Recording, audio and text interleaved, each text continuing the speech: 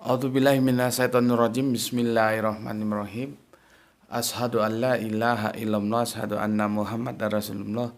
Allahumma sholli ala sayyidina Muhammad wa ala ali sayyidina Muhammad kama sholaita ala sayyidina Ibrahim wa ala ali sayyidina Ibrahim bil alaminna innaka Hamidum Majid.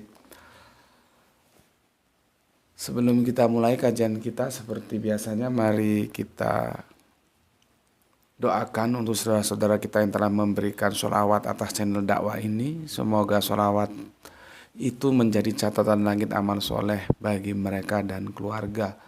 Begitu juga untuk seluruh viewer tercintaku yang telah mendoakan baik untukku dan keluarga. Semoga kebaikan doa-doa kalian juga tercurahkan untuk kalian semua. Amin amin ya robbal alamin. Ini hujan ini di sini, mendung juga. Bismillahirrahmanirrahim.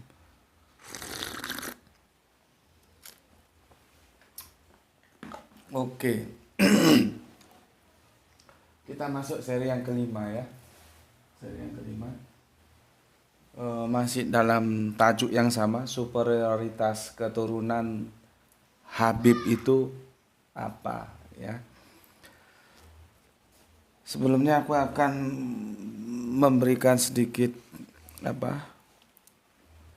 tanggapan terhadap komentar yang masuk ya. Ini ada dari Tuban nih, gimana kabar Tuban? Apakah sama di sini hujan juga? Tuban tuh banyak seafood ya. Kapan-kapan main ke Tuban makan seafood untuk Mas apa ini? Mas AM ya. Oke. Pertanyaan komentar pertama dari Mas HA ya. Nggak tahu ini ada di mana Mas HA. Assalamualaikum. Untuk merubah paradigma kaum mainstream tentang Umi, alangkah baiknya jenengan bikin tajuk tersendiri, bahasan tentang Rasulullah Muhammad Shallallahu Alaihi Wasallam, Nabi yang Umi. Ya. Suwun tanggapannya Gus, semoga Gusti Allah paringi keluwihan rezeki kagem Gus Meti, barakallahu fikum. Nggih, matur nuwun atas doa-doa baiknya ya. Semoga doa itu juga tercurahkan kepada kalian. Sebelumnya aku ucapkan terima kasih ya untuk Mas JH dan Mas M83. Itu untuk Mas HA ya, sudah dijawab. Sampean telat, mungkin sampean power baru masuk. Silahkan tanya kepada senior-seniormu yang ada di channel ini. Itu tidak salah, sudah kita diskusikan hampir 1 tahun lebih ya, 1,5 tahun ya. Silahkan tinggal dicari aja nanti. Kalau nggak ketemu tanya sama senior-seniornya ya. Itu juga kajiannya tentang Nabi yang Umi itu kalau tidak salah juga berseri itu. Oke, berikutnya ini Vicky. Ini cewek apa cowok ini? Nggak tahu dari mana juga, nggak nyebut nama. Islam melarang mengkultuskan apapun itu. Semua sama di hadapan Allah dan yang membedakannya hanya ketakwaan, ketaatannya. Oke. Aku berkali-kali menjelaskannya. Bahkan aku sampai menarik jauh ke belakang ke era Kanjeng Nabi Yakob yang kemudian kita kenal sebagai Israel, karena kita nanti tidak bisa juga akan bersentuhan dengan sebuah nama satu suku bangsa yaitu Israel ya. Itu maksudku supaya kalian paham. Kalau aku mau jujuk, bahasa Jawa itu jujuk, langsung ke poinnya saja. Kajian ini aku bikin 1 seri aja, setengah seri bahkan sudah selesai. Tapi kan tidak parsial dia, tidak bisa komprehensif. Ya, kita itu ya, misalkan ada ide itu bisa dicari, bisa ditunggu, kadang-kadang datang ya. Tentang apa yang mau kita bahas itu ya, bisa begitu. Yang paling sulit itu ketika kita bagaimana mengkepas ide itu dalam sebuah kajian sehingga bisa dipahami secara mudah oleh viewer. Itu yang perlu waktu yang sulit. Dan aku sudah melakukan itu ya. Aku sudah merancang kajian ini sesederhana mungkin agar kalian paham, namun ternyata ada juga yang tidak paham ya. Kalau paham dia nggak bilang begini komennya. Ya. Mas semua sama di hadapan Allah, yang membedakan hanyalah ketakwaan atau ketawakannya. Itu nanti. Tapi kalau kamu dirujuk kepada Quran surat 247, di situ tertera jelas nama Bani Israel itu dilebihkan. Gitu loh. Itu Al-Quran bilang begitu, mau kamu kemanakan ayat itu? Ya, jangan ketidaksukaanmu terhadap satu kaum membuat kamu tidak adil. Itu Al-Quran memperingatkan begitu. Boleh jadi kita suka atau tidak suka, tapi apapun yang dikatakan, apapun keadaannya, harus kita katakan secara objektif. Al-Quran mengatakan begitu. Kamu nggak paham-paham juga, ya. Makanya kalau ada kajian tuh dilihat, ya, dicermati, itu arah pembicaraannya kemana, kerangka berpikirnya bagaimana, ya. Orang sudah jelas di surat Al-Baqarah, ya, surat yang ke-47 itu tertulis jelas Israel, ya. Dan di situ ada diksi lagi padol tukum, melebihkan kalian. Aku telah melebihkan kalian. Nah, itu mau dikemanakan? Makanya kemarin kan aku berulang-ulang supaya kalian paham, tidak terjebak. Namun bagaimanapun kelebihan secara suku, secara bangsa, secara ras itu hanya dimiliki oleh Israel, itu bukan berarti Allah memberikan cek kosong. Allah memberikan syarat. Makanya aku berulang kali jelaskan jika maka itu bersyarat. Itu loh ya. Kalau aku nggak mau menjelaskan itu, kau bingung, itu wajar. Aku sudah berkali-kali jelaskan jika maka itu syarat. Kalau jikanya nggak terpenuhi, maka makanya juga nggak diperoleh, gitu loh. Tapi bagaimanapun tidak ada satu suku bangsa di dunia ini sejak zaman Adam dan Hawa sampai zaman Adam Air, itu ada satu suku bangsa, ada ras yang dilebihkan oleh Allah tuh ndak ada. Gitu loh. Ya, kalau nonton kajian videoku itu dicermati ya, supaya nggak gagal paham. Kalau yang kamu katakan itu nanti kekinian. Cuman Al-Quran mengatakan bahwa ada satu suku bangsa yang Allah lebihkan. Dan sampai saat ini pun mungkin sampai nanti Sa'ah itu bukan kiamat. Karena firman juga tidak turun lagi. Ya satu-satunya yang dilebihkan sama Allah ya Israel itu. Terus kamu mau bantah itu? Bismillahirrahmanirrahim.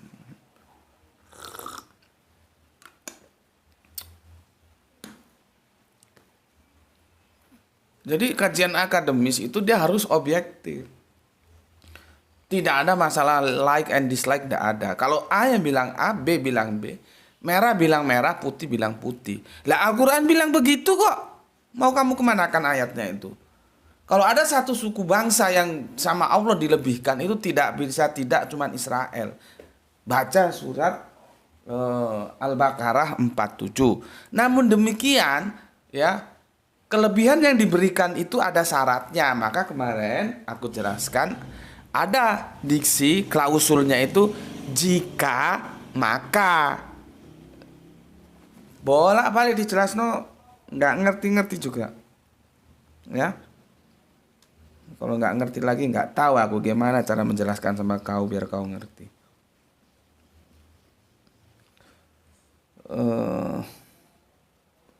Ini dari AA. Kalau mereka bertakwa, bukan nasab dan bangsanya Gus yang dilebihkan. Waduh, ini podo aja tali 3 uang ini. Ya. Ini sekali 3 uang tadi sudah aku jawab ya. Silahkan diulang, di review lagi penjelasanku tadi. Aku kalau komen nggak bermutu gitu males aku baca.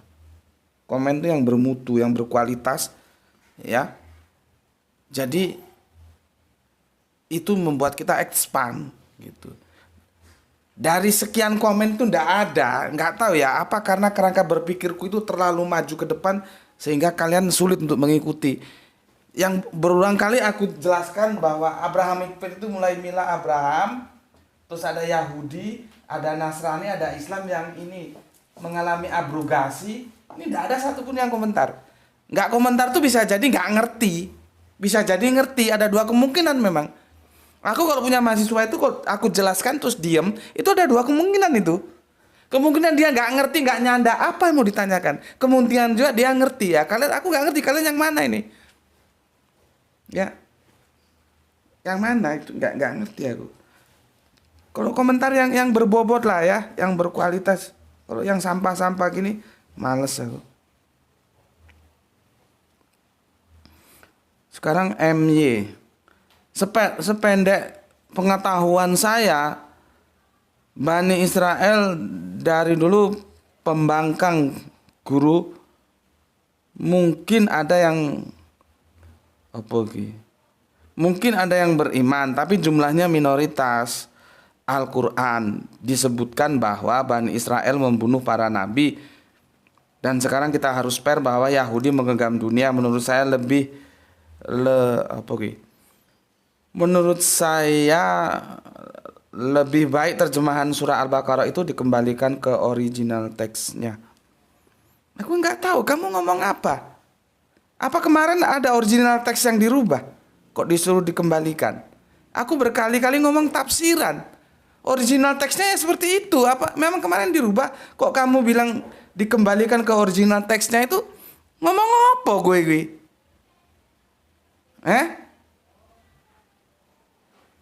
Kamu tuh ngomong apa? Lain yang disampaikan, lain yang kamu komentari. Kemarin tidak ada satupun original teks yang dirubah. Kok sekarang kamu minta dikembalikan tuh, kembalikan apanya? Nggak ngerti aku. Ya. Apanya yang dikembalikan? Memangnya kemarin ada yang tidak pada posisinya. Aku kan bilang itu terjemahan, itu pun dalam kurung. Aku tidak mengikuti yang constraint-nya itu adalah waktu. Tidak. Constraint-nya bagiku itu ketakwaan. Nah, dikatakan takwa, kalau Yahudi itu takwa, dia akan Islam. Karena Islam itu muara, ya. Hulunya kan milat Abraham. Muara dari dinullah yang ada itu nanti Islam. Itu loh. Kok kamu bilang dikembalikan original teksnya, kamu ngerti enggak kamu? Sependek pengetahuan saya, ya nggak ngurus lah mau pendek mau panjang, ya. Dulu pembangkang guru, mungkin ada. Nah, kamu itu ya baca itu, perhatikan di setiap awal videoku itu mesti ada Al-Quran Panduan Kehidupan. Sudah berapa ayat atau surat yang kalian baca hari ini gitu? Sudah berapa ayat yang kalian baca hari ini? Itu artinya aku ingin pewer-pewerku itu tiap hari itu baca Al-Quran. Baca itu artinya bukan hanya membaca, tapi memahami, deres kalau orang Jawa bilang. Aku nggak tahu kamu pernah deres Al-Quran enggak? Kok kamu bilang, sependek pengetahuan saya, Bani Israel dulu pembangkang guru. Mungkin ada yang beriman. Kok pakai mungkin kamu? Kok kamu pakai mungkin?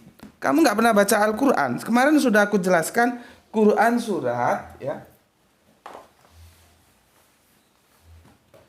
Quran surat Ali Imran surat 3 nomornya 113. Ini kan sudah aku jelaskan.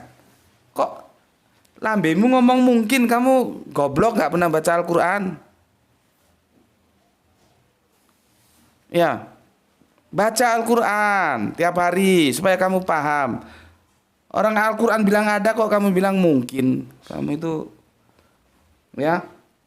Lihat ini di Al-Quran, Quran surah Al-Imran surat 3 113. Mereka itu tidak sama. Jadi jangan dipukul rata.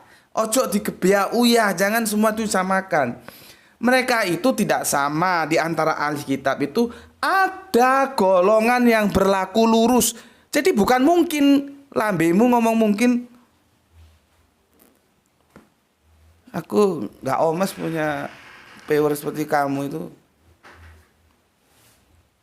Goblok itu harus dihilangi lah.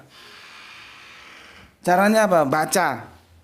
Aku ngomong belak-belakan ya. Ada yang suka di sini, nggak suka pergi. Nggak ada urusan aku.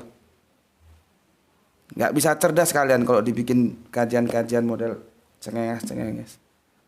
Ya. Kalau mau cerdas, pinter, mengerti, paham Al-Quran, komparatif religion di sini. Kalau mau cengenges jangan di sini, pergi aja. Ya. Di sini tempat orang mau belajar, bukan untuk sensasi yang bombastis, bukan di sini. Sana cari tempat lain. Ya. Orang Al-Quran sudah bilang kok, kamu bilang mungkin. Enggak, orang goblok mana ada. Mereka itu tidak sama di antara ahli kitab. Memang juga harus teliti.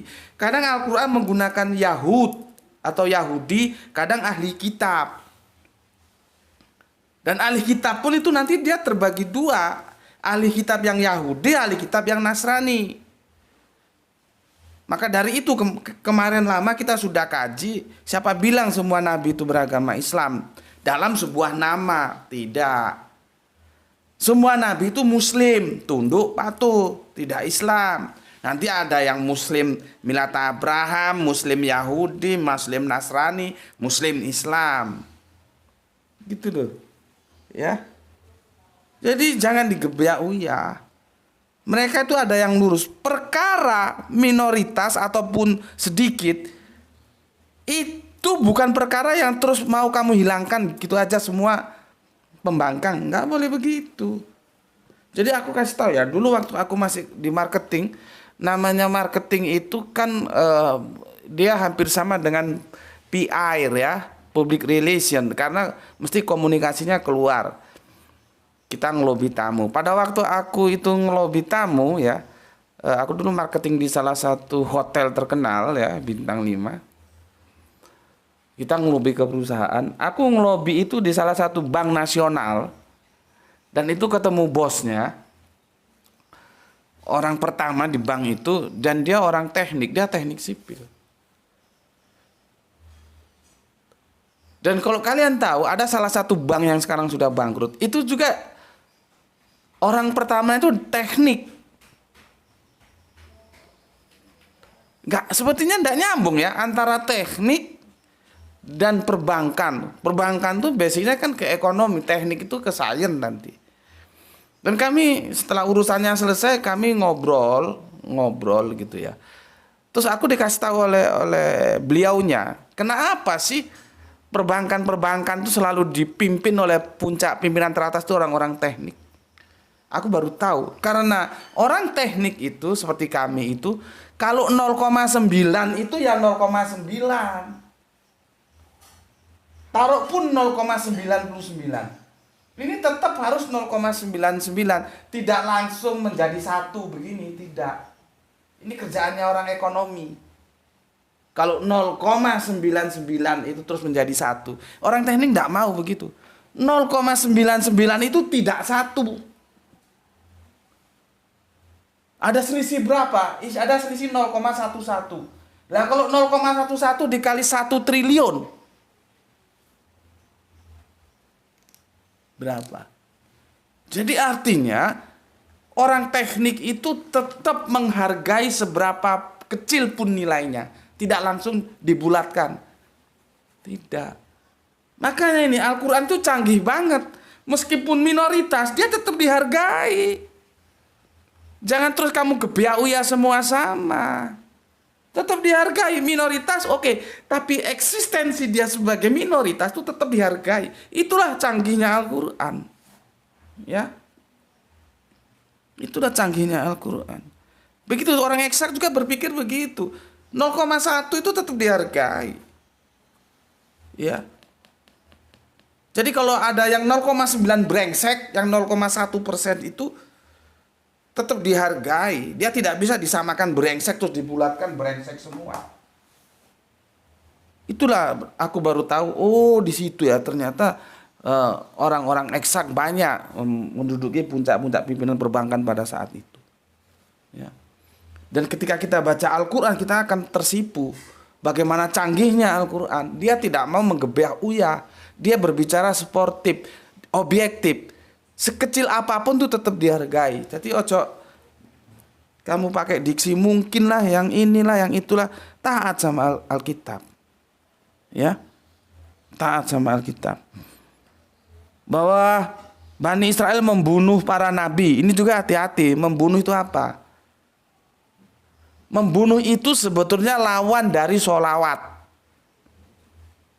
Jadi jangan kamu pahami harafiah membunuh terus dibunuh nyawanya hilang gitu. Itu kan geblak gitu. Kalau kamu tidak bersolawat kepada Nabi, maka kamu itu posisimu membunuh Nabi. Gitu loh. Jadi kalau kita berbicara teologis itu, ajaran itu menjadi fundamentalnya. Kalau kamu mendukung ajarannya, bersolawat pada ajarannya, ya memang harus begitu. Kalau kamu menolak, tidak menerima, itu kamu membunuh. Jadi bukan nabinya yang dibunuh. Ya. Bukan nabinya. Al-Quran itu bahasanya bahasa canggih. Kalau kelasmu kelas-kelas sampah aja ya sulit ngikuti. Apalagi ngaji juga. Yang kajiannya kelas-kelas sampah. Yang dari dulu sampai zaman Alif sampai zamannya dari itu aja diputer. Mana bisa cerdas umat Islam. Kapan umat Islam kiamah kalau gitu caranya? Apa kamu kira membunuh Nabi itu terus nabinya digorok gitu? Kalau kamu tidak menerima, kalau kamu tidak bersolawat terhadap ajaran Nabi itu sama dengan kamu membunuh Nabi itu. Gitu loh. Jadi lawannya kalau iman tuh lawannya kafir, kalau bersolawat tuh lawannya membunuh. Barisannya di situ. Kamu akan masuk dalam barisan yang bersolawat. Jadi semua Nabi itu disolawati. Bukan hanya Kanjeng Nabi Muhammad saja. Ya. Apalagi ini? Terjemahan surah Al-Baqarah itu dikembalikan, sudah aku komentari. Siapa yang kemarin tidak ada yang berbicara terjemahan? Kok dikembalikan? Memangnya ada yang tidak mengembalikan? Mana lagi nih? Aku kira cukup itu ya. Oke. Kita sekarang ke kajian kita. Kemarin kan aku sudah jelaskan ya. Ini kalau kamu baca ya di surat 3113 ini ya. Itu Depak memberikan catatan kaki. Aku kalau Depak benar ya tak terima sebagai kebenarannya, aku bilang benar. Kalau Depak salah ya aku bilang salah. Ini Depak mantap ini. Ya. Mereka itu tidak sama di antara ahli kitab. Itu ada golongan yang berlaku lurus. Terus di atasnya itu dikasih catatan kaki nomor 221. Terus kamu tarik, lihat ke bawah. Ini yang Depak ya, kalau nggak Depak mungkin nggak ada. Udah Le. Ya ada catatan kakinya, 221. Yakni golongan ahli kitab yang telah memeluk agama Islam. Itu loh. Persis yang aku jelaskan kemarin. Abrahamic faith ini muaranya ke Islam. Gitu loh. Jadi kan hadisnya juga aku sertakan. Jadi kalau sekarang ada orang Yahudi dan keyahudiannya itu persis tidak berubah seperti apa yang diajarkan oleh Kanjeng Nabi Musa, itu juga tidak boleh. Apalagi Yahudi yang sudah berubah, begitu juga Nasrani. Tidak boleh. Karena apa? Dia sudah terabrogasi ke Islam. Gitu loh. Kan Kanjeng Nabi Muhammad hadisnya sudah aku bacakan. Seandainya Musa saat ini masih hidup, dia harus ikut terhadap syariat yang aku bawa. Kurang tegas apa seperti itu. Makanya aku menolak kalau ada hadis mengatakan Kanjeng Nabi Musa ya itu memberi advice dari atas langit sana. Kanjeng Nabi Muhammad turun. Ditanya sama Kanjeng Nabi Musa, kamu disuruh apa? Dulu sholat 50 kali. Oh enggak kuat kamu, umatmu enggak kuat. Naik lagi minta keringanan. Bolak-balik sampai akhirnya 5. Sulit tahu percaya. Sulit, logikaku itu sulit menerima itu sebagai kebenaran. Ya. Ini hati-hati, bukan aku tidak percaya hadis, tapi aku tidak percaya kalau itu hadis. Itu beda. Sama dengan aku tidak percaya omonganmu. Itu beda dengan aku tidak percaya kalau itu omonganmu. Karena di kajian-kajian yang lalu ada yang salah itu dikirain aku nggak percaya hadis Nabi. Enggak. Bagaimana kita mau berislam kalau kita tidak percaya hadis Nabi? Ya kita harus percaya. Masalahnya pada konteks ini aku tidak percaya kalau itu hadis Nabi. Beda dengan aku tidak percaya hadis Nabi. Orang Kanjeng Nabi bilang seandainya Musa masih hidup dia harus ikut syariat yang aku bawa kok. Kok di hadis itu Kanjeng Nabi Musa memberi advice kepada Kanjeng Nabi Muhammad untuk minta keringanan dari 50 rakaat menjadi 5 rakaat. Iya kalau beli ikan asin ditawar-tawar. Kalau memang 50 ya 50. Karena apa? Kanjeng Nabi kita itu sami'na wa atokna. Aku dengar dan aku taat. Nggak ada aku dengar dan aku tawar, itu nggak ada. Nggak ada. Itu cara pandang yang apa ya? Yang spektakuler ya, yang melanggar keumuman lah ya. Ya terserah kamu mau tetap menerima itu sebagai hadis yang 50 rakaat menjadi 5 itu monggo, kalau aku enggak. Bismillahirrahmanirrahim. Jadi ingat ya catatan kakinya ini ya, itu dijelaskan oleh debat yang mereka yang berislam. Karena ujungnya nanti muaranya ke Islam. Makanya kan aku bilang waktu kita ngopi pagi ya, orang-orang seperti aku itu tidak mungkin diundang ngisi kajian di TV nasional. Karena apa? Akhir dari semua diskusi yang aku sampaikan itu muaranya nanti inadina indallahi Islam. Dia menerima satu-satunya yaitu Islam dan menafikan yang lain. Coba ada TV nasional berani undang aku kalau aku ngisi kajian seperti itu. Kalau orang ustadz-ustadz ngisi kajian harus banyak sholat, banyak tahajud, banyak sodako. Acara kajian seperti itu mau 24 jam terus dimuat tanpa henti-hentinya, nggak ada masalah. Kalau materinya seperti itu. Di TV nasional kan seperti itu. Coba kalau seperti aku bilang, inad dina indallahi Islam. Apa nggak panas itu yang lain? Ya. Oke, sudah aku jelaskan seperti itu. Ya. Aduh. Nah itu kok merusut ya? Atau dimasukin apa? Itu apanya namanya itu? Kardusnya ya. Ini licin ini. Ini kembali ke tahun 70-an aku belajar tajwid. Supaya tahu apa itu ishar sapawi, idgham bilaguna, idgham ma'aguna. Dulu itu tahun 70 aku belajar, sekarang lali. Makanya kalau baca Arabian sukar aku. Ya. Tahun 70 belajar terus vakum bertahun-tahun wis lali wis. Sekarang sama guru Al-Qur'annya suruh belajar lagi. Ya.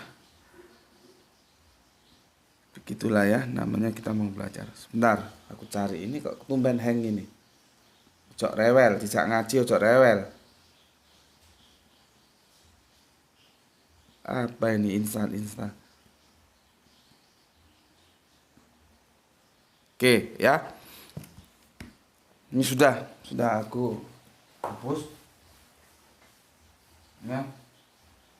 Hapus lagi sudah.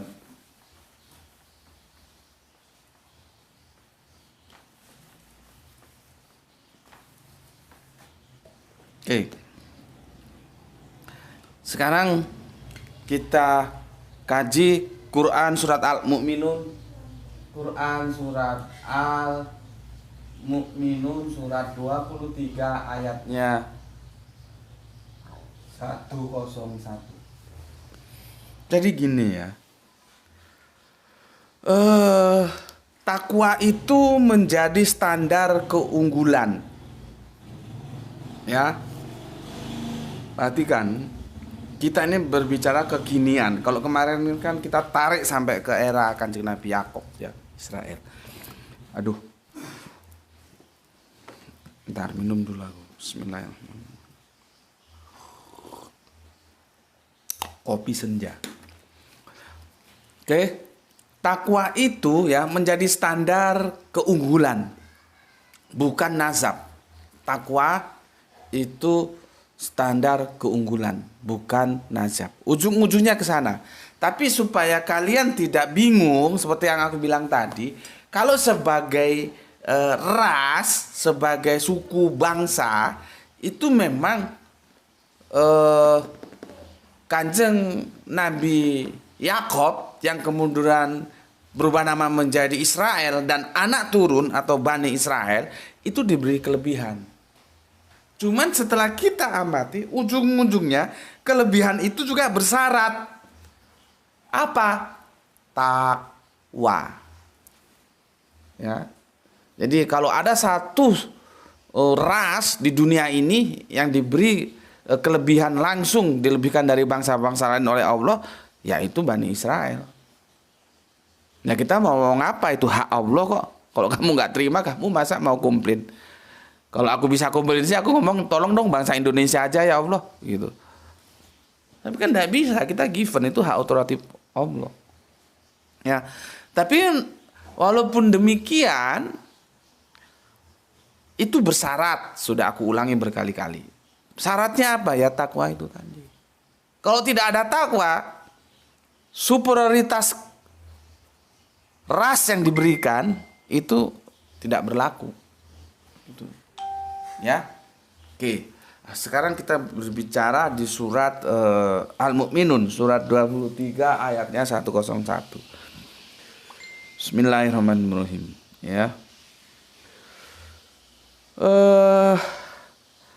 Faiza nufika fis suri la angsaba bainahum yamu izi wa layatasaalun. Apabila sangkakala ditiup, maka tidak ada lagi pertalian keluarga di antara mereka pada hari itu, ya, dan tidak pula mereka saling bertanya. Jadi yang namanya talian kekeluargaan di era eskatologi itu apa ya? Zaman akhir gitulah ya. Cerita-cerita tentang Sa'ah itu eskatologi ya. Aku nanti kalau bilang Sa'ah kalian ngerti nggak ya? Kalian kan rancu. Kiamat itu bukan Sa'ah. Kiamat itu kebangkitan nanti setelah Sa'ah dulu. Ya. Hancurnya langit dan bumi dan semua planet-planet yang ada itu Sa'ah, bukan kiamat. Setelah itu baru kita bangkit kiamah. Maka Yaumul Lail itu bangkit tengah malam. Maksudnya apa? Sholat tahajud itu. Ngono lho, ngerti kon? Jangan kamu kira Qiyamul Lail itu nama sholat. Qiyamul itu bangkit, Lail itu malam, tengah malam. Bangun tengah malam. Bukan bangun tengah malam terus pipis duk jeding, bukan. Ya nggak apa-apa bangun tengah malam pipis tapi kamu ambil wudhu terus sholat gitu loh. Makanya disebut Qiyamul Lail. Ya. Nah ini sebetulnya tidak menceritakan itu ya. Ini tidak menceritakan tentang sholat ya. Nanti dikirain sholat ya. Hanya aku mengambil ya sekedar komparasinya saja. Jadi artinya pada hari itu ya, ini kan yata sa'ah ya. Dia pakai sa'ah. Ini aduh. Lihat kamu terjemahanmu, apa itu kiamat? Sa'ah itu bukan kiamat, ini depak salah terjemahannya. Nah, kan sportif toh. Salah tak salah no. Aku bener kan, tapi mengkritisi itu harus dengan solusi. Kalau hanya mengkritisi tanpa solusi, wong salon-alon sa pasar iso kabeh.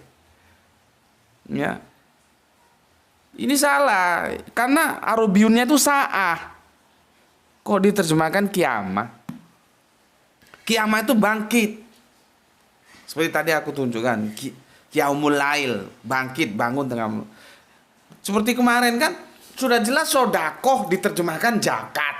Kan kacau itu pemahamannya. Karena konsekuensinya beda-beda. Aturan mainnya antara sodakoh dan zakat itu dalam Islam itu beda-beda, nggak ngawur. Makanya berkali-kali aku bilang kalau baca Al-Quran itu jangan lupa rujuk ke original teksnya. Dan alhamdulillah kita masih disiapin original teks. Ya. Oke. Jadi ini sebetulnya terjemahannya begini. Apabila sangkakala ditiup, maka tidak ada lagi pertalian keluarga di antara mereka pada hari Sa'ah. Ini Sa'ah ngono ya kati terjemahan apa? Hancurnya langit dan bumi ya. Dan tidak pula mereka saling bertanya. Jadi sudah tidak ada pertalian keluarga. Pak D, Mbok D, anak, istri, bojo, nggak ada. Semua sibuk dengan urusannya masing-masing. Kamu tahu beberapa ada setahun yang lalu ya, belum sepertinya. Pada waktu Malang kena imbas gempa, itu semua orang berhamburan keluar. Sudah nggak inget apa-apa lagi, semua mau inget nyawone dewe-dewe. Itu baru gempa berapa ya? 6 skala Richter. Itu sudah nggak inget Mbok D, Pak D, pacar, ojo, bojo, anak, istri.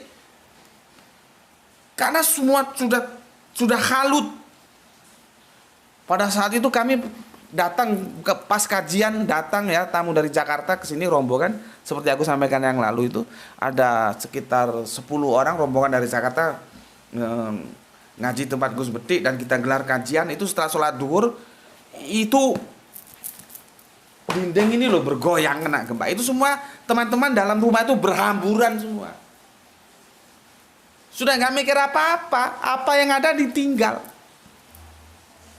Jadi ayat ini mengatakan nanti itu tidak ada lagi pertalian keluarga. Nggak ada nasab-nasaban orang urus. Mau nasabnya siapa ya nggak ada. Semua nafsi-nafsi. Semua memikirkan dirinya sendiri. Karena pada akhirnya nanti semua akan mempertanggungjawabkan perbuatannya sendiri-sendiri. Maka kalau kamu pernah tinggal di daerahmu dan pernah kena bencana, itu kamu lebih bisa memahami apa yang aku sampaikan berdasarkan Al-Quran surat Al-Mu'minun 101 ini ya. Kalau kamu pas nanti ngalami ya mudah-mudahan jangan. Tapi maksudku kalau kamu pernah ngalami bencana dan kamu benar-benar dalam suasana yang apa ya, ketakutan, itu sudah nggak mikir yang gitu-gitu enggak. Baru nanti setelah selesai kamu ingat, oh mana anakku, oh mana istriku, gitu. Tapi pada waktu peristiwa itu terjadi, oh lari kamu terbirit-birit. Sudah nggak ada lagi pertalian keluarga ya. Oke. Kemudian Quran surat Al-Ahzab, surat Al-Ahzab nanti dulu ya, nanti dulu.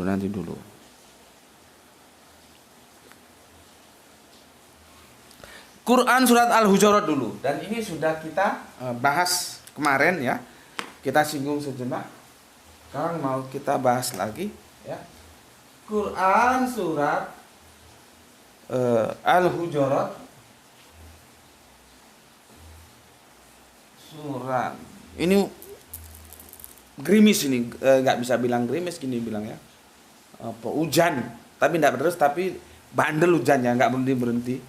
Ini masih apa ya, masih mulai nggak tahu nanti berhenti datang lagi gitu ya. Jadi mendung juga gelap. Tapi ini sudah nyala, masih lumayan nampak nih. Oke, ya. Surat Al-Hujurat suratnya 49 13 ya. Wahai manusia, sungguh kami telah menciptakan kamu dari seorang laki-laki dan seorang perempuan. Kemudian kami jadikan kamu berbangsa-bangsa dan bersuku-suku agar kamu saling mengenal. Nah, ini ya, ini anu lain, apa sisi lain, tapi mumpung lewat aku jelaskan sekalian. Jadi kita itu diciptakan oleh Gusti Allah itu berlainan suku dan bangsa itu perintahnya Allah itu sebetulnya untuk saling mengenal. Tapi yang ada kan saling bunuh, genosid. Ya. Ya itulah nggak manut sama firman Allah. Yang bikin manusia itu Allah, ya harusnya manut sama Allah. Ambil ya Al-Qur'an itu mana ya?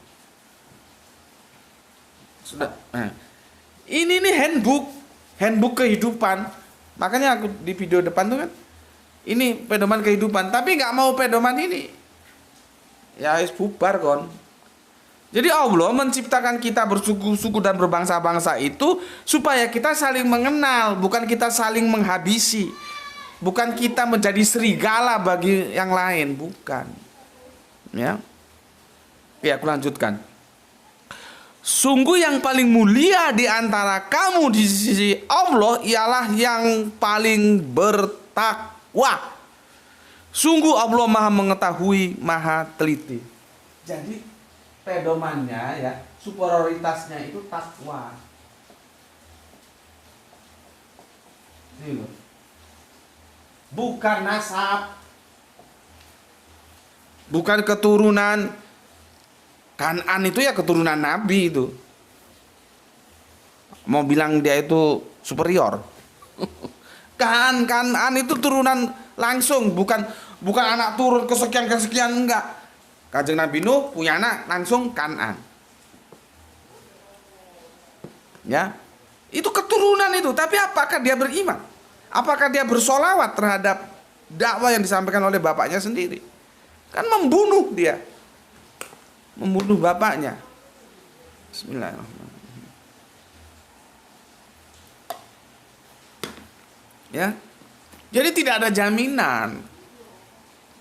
Kalau keturunan itu keturunan loh ya, bukan anak itu kan itu, keturunan itu. Dan apa? Dia tidak berselang, langsung dia. Nanti Nabi Nuh langsung punya anak Kanan. Bukan cucu, bukan apa, bukan keturunan yang kesekian, langsung F1. Begitu juga kafir. Jadi kita belajar dari situ, ya, keturunan itu tidak menjamin, maka dia tidak digunakan menjadi parameter keunggulan superioritas. Itu dari Kanan, dari bapak Kanjeng Nabi Nuh. Ya. Sekarang dibalik. Kalau tadi kan bapaknya yang beriman, anaknya kafir. Ini ada bapaknya kafir, anaknya beriman. Coba. Meskipun di Al-Quran itu terjadi perdebatan apakah itu bapaknya atau pamannya, karena ada memang sebuah diksi yang itu menjadi kita berdebat. Jadi di Al-Quran itu kalau namanya langsung disebut itu katanya bukan bapaknya, tapi itu pamannya.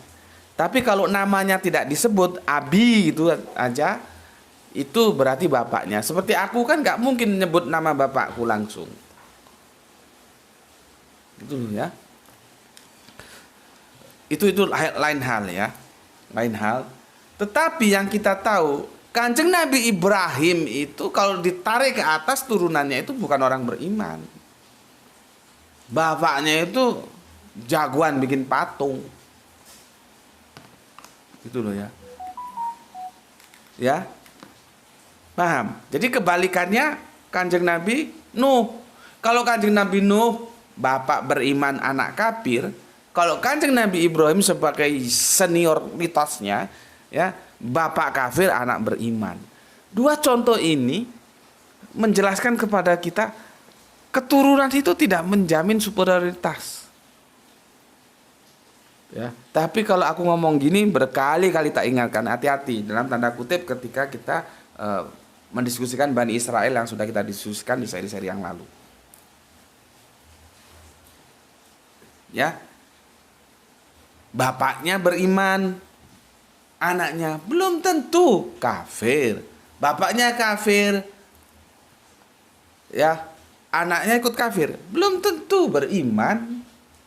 Jadi antara Kanjeng Nabi Nuh dan Kanjeng Nabi Ibrahim itu dua tipologi yang apa ya, Tipologinya itu kebaliknya, ya. Yang satu bapaknya beriman, anaknya kafir, yang satu bapaknya kafir, anaknya beriman. Aku kira itu cukup untuk memberikan sebuah penalaran bagi kita. Memang superioritas itu tidak dilihat dari keturunan, ya. Oke, itu yang apa ya? Yang Quran surat Al-Hujurat 49 ayat 13. Jadi keturunannya itu dilihat dari apa? Ini takwa ini. Dari takwa itulah dia ditentukan sebagai superioritas atau tidak, bukan keturunan. Kamu kalau jalan-jalan ke Kediri itu ada banyak tahu takwa itu, ya. mungkin kamu banyak-banyak makan tahu takwa. Di Kediri itu ada jual tahu takwa, ya. Kalau kamu makan tahu takwa nanti supaya bisa takwa. Ya. Oke. Sekarang kita ke Quran surat Al-Ahzab, ya. Quran surat Al-Ahzab surat 33 ayatnya 40, ya. 40. Ini mulai apa nih? Mulai apa kata orang Sumatera itu? Ngeri-ngeri sedap. Ini makanya ayatnya aku taruh di belakang. Ini mulai ngeri-ngeri sedap kita. Tapi kan sejak seri pertama sudah aku bilang, ini kajiannya akademis, nggak usah dibikin rame. Kalau mau dibikin rame, ya kita bikin rame di meja akademis juga. Jadi jangan dibawa kemana-mana. Kamu setuju, monggo. Kamu tidak setuju, nggak apa-apa. Gitu ya. Jadi kajian ini jangan dibikin rame. Kalau mau dibikin rame, tetap dalam bingkai akademis, ya. Ini mulai rame ini, mulai ngeri-ngeri sedap ini, ya. Begini. Makana Muhammadun aba ahadim mirizalikum wa lakir rasul lallahi wa kotaman nabiyin wa kanalahu bikulli syai'in alim. Ya. Apa artinya? Kamu buka di apamu? Di Al-Qur'anmu, ya. Sudah? Oke, aku baca, ya.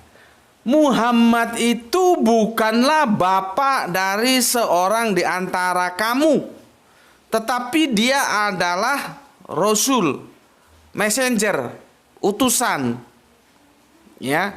Karena rasul itu berasal dari satu rumpun kata dengan risalah. Risalah itu adalah pesan, penyampai pesan tuh message, ya messenger gue, ya. Jadi dia itu maksudnya Kanjeng Nabi Muhammad itu adalah messenger. Messengernya siapa? Utusannya siapa? Utusannya Allah. Dan penutup para nabi. Dan Allah Maha mengetahui segala sesuatu. Ini ada sisi lain yang juga kalau kita terlewatkan, sayang, ya, kita nukil sedikit aja. Kan sudah jelas, ya, di sini bahwa dikatakan bahwa Kanjeng Nabi Muhammad itu penutup para nabi, gitu. Aku nggak tahu otak-otak kalian tuh gimana. Kalau bagi yang masih percaya nanti Kanjeng Nabi Isa turun lagi, mbok ayat ini dibaca gitu. Ayat ini loh dibaca. Ini sudah jelas bahwa Kanjeng Nabi itu khataman Nabi. Kok nanti masih punya percaya dongeng nanti Kanjeng Nabi Isa eskatologi nanti turun lagi gitu. Biasanya itu dieliminir dengan dongeng berikutnya. Oh, itu tidak membawa syariat baru. Iku lah jaremu, ah. Karena apa? Mau mengeliminir supaya dongeng itu bisa diterima. Maka dibikinlah, oh, Kanjeng Nabi Isa tidak membawa syariat baru, dia akan tunduk terhadap syariat Kanjeng Nabi Muhammad. Itu kan apologet yang dibikin-bikin supaya bisa diterima. Buat tunduk sama Alkitab. Al-Quran bilang Kanjeng Nabi Muhammad penutup, titik. nggak direkayasa yang inilah yang itulah. Heran aku. Sulit, makanya kalau ikuti kajianku itu masih doyan dogma itu sulit. Entah kamu Kristen, entah kamu Islam, kalau doyan dogma itu sulit, mengikuti kajianku mesti sulit. Ya. Karena aku mengusung seperti yang aku bilang, Islam rasional. Rasional itu dikedepankan. Apa mereka itu berani ngomong Kanjeng Nabi Muhammad itu belum selesai melaksanakan tugasnya, harus ada yang ditugaskan lain, harus mendatangkan nabi yang lain. Kok nggak sekalian semua nabi turun semua gitu, nggak usah Kanjeng Nabi Isa saja. Karena apa? Kanjeng Nabi dulu juga itu umatnya ada yang mokong, nggak semuanya taat. Orang tugas itu sudah diselesaikan kok oleh Kanjeng Nabi Muhammad, ngapain lagi turun nabi lain? Ya. Tapi mereka kan tidak berani ngomong, oh berarti Kanjeng Nabi Muhammad itu tugasnya belum paripurna, belum selesai, belum tuntas, belum sempurna. Berani nggak ngomong gitu? Karena belum tuntas, belum selesai, belum sempurna, maka Kanjeng Nabi harus diturunkan lagi gitu. Mbok yang ngomong ngono nek wani. Jadi kalau kita taat terhadap Al-Quran, tugas Kanjeng Nabi Muhammad itu sudah selesai. Semua sudah dia sampaikan, tinggal pilihan. You mau membunuh Kanjeng Nabi Muhammad atau kamu mau bersolawat terhadap Kanjeng Nabi Muhammad. Titik. Tidak perlu lagi turun nabi-nabi yang seperti diceritakan itu. Ya, oke. Itu sisi lain karena mumpung lewat ya. Sisi utama kita adalah Muhammad itu bukanlah bapak dari seseorang di antara kamu. Mulai ngeri-ngeri sedap kan? Nanti kita lihat di seri ke-6 nanti ya. Kita tutup di seri penutup seri ke-6. Kita lihat sejarah ya, berapa jumlah putra-putri Kanjeng Nabi ini, berapa yang putra, berapa yang putri, terus bagaimana. Nah, nanti kamu daya ingatmu kembalikan ke seri yang lalu. Kenapa? Nah, makanya itu aku buka perjanjian lama karena aku ingin menunjukkan kepada kalian kenapa Bani Israel itu kok 12, kok nggak 13. Kenapa Dina itu kok tidak dianggap sebagai keturunan, dia cukup hanya sebagai anak. Nanti terjawab. Dan kamu akan tahu bagaimana patriark, bagaimana matriark itu beda. Dan agama-agama Samawi itu menganut patriark. Laki-laki yang menentukan, bukan matriark, bukan perempuan. Di sini sudah ditegaskan bahwa Kanjeng Nabi Muhammad itu adalah bukan bapak-bapak kamu, dia adalah rasulmu. Ya, dia rasulmu. Muhammad itu bukanlah bapak-bapak dari seorang di antara kamu, tetapi dia adalah utusan Allah, messenger, rasulmu. Dia adalah penutup para nabi. Apa yang bisa kamu dapatkan dari ayat ini? Ya, aku tidak akan menjawabnya. Silahkan kamu jawab di kolom komentar. Ya, aku tidak akan menjawabnya. Ya, silahkan. Apa pendapatmu tentang ayat ini? Apakah masih ada orang yang bisa mengklaim bahwa dia keturunan nabi? Sampai di sini dulu kajian kita. Ini sudah mau maghrib. Ya. Bismillahirrahmanirrahim. Alhamdulillahirabbil alamin.